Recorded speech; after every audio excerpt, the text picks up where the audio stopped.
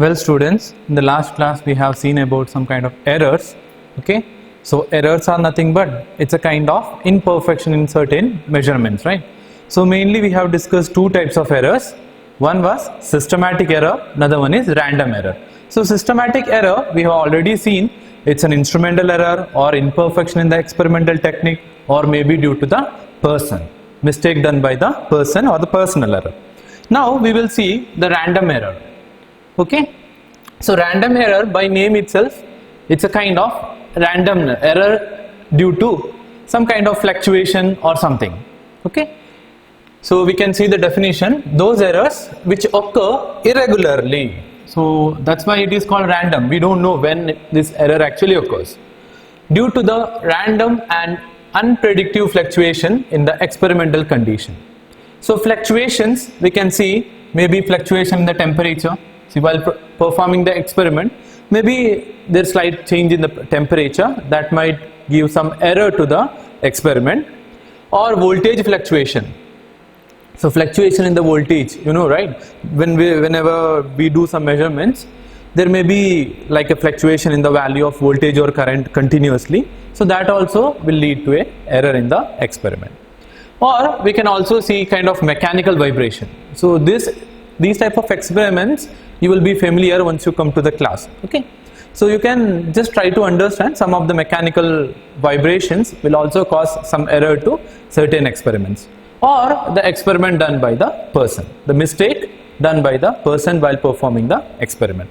So these are the reason why we have random errors. Now next is about least count.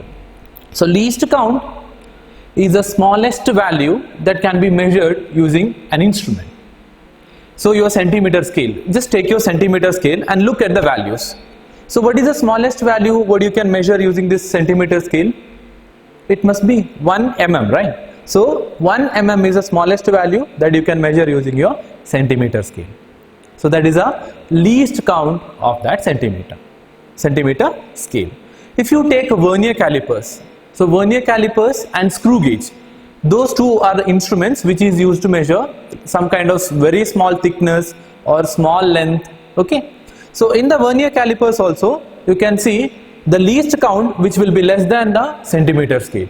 In screw gauge it is still less. So once you come to the lab we will explain you properly and we will be made to familiar with the instruments vernier calipers and the screw gauge. Also you have practicals to do with the instruments. Okay, so least count error. So you understood what is least count? It is the smallest value that can be measured using that instrument. Now what is this least count error? Error associated with resolution. That's the same thing, the smallest value, right? Resolution of the instrument. So error associated with resolution of the instrument is known to be least count error. So all these questions will be asked for 1 mark. Okay. Next, what you need to see is about mean value. So mean value is nothing but average itself. So if you want to find out mean value of some n number of readings, okay, what we have considered here, A1, A2, etc. up to AN, then what you have to do, how to find out mean value? We have to add them all, then divided by n. Okay. So this mean value can be written as, so A mean, that is equal to summation I is equal to 1 to n AI divided by n. So here I can have values from 1 to n. Next one is about absolute error. So what is this absolute error? The definition says that it is the magnitude of difference between individual measurements and the true value.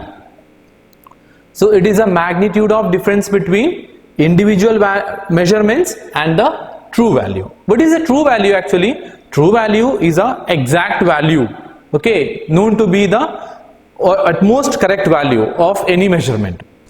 So difference between that true value and the magnitude of difference between that true value and individual measurements, that is known as absolute error. So how do we denote this absolute error? It is by magnitude of delta A. What is this delta A?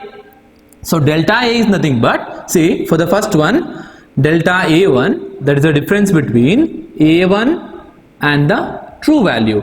So here we have considered this as true value, The reason that when you are not given the true value, you have to take true value as a mean value.